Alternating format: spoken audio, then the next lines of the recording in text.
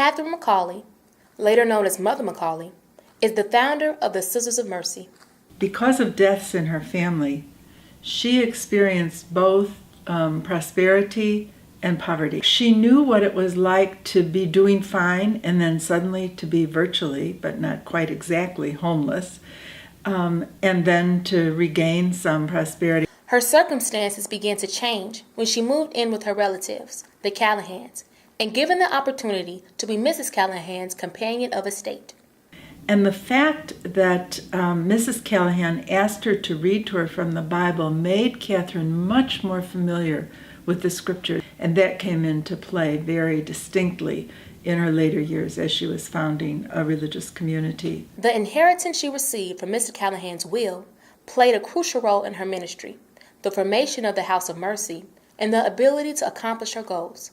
This gave her the opportunity to begin to realize a dream that she'd had for a while, and she decided to build what today would be called a settlement house or a neighborhood center, where she could have classrooms to teach children. She could provide safe housing for young girls who were coming into the city looking for work, and it could be a center from which she and other volunteers would go out to visit the sick. And they're opening up a House of Mercy for women of good character who are trying to make their way in the city.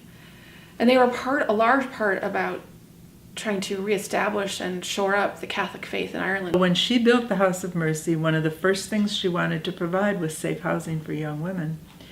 But in addition, she wanted to provide schooling, and she wanted to provide some living quarters for what she hoped would be a number of women who would volunteer. They helped women and children find shelter and provide them with education. She saw that education was a key that would open a lot of doors. Charism is a church word. For Catherine and for the Sisters of Mercy, we would identify our charism, or the gift that was given to Catherine for the good of the church, as one of empathy, compassion, trying to make visible our belief in the mercy of God and to extend the mercy of God to others, especially perhaps to those least likely to feel it.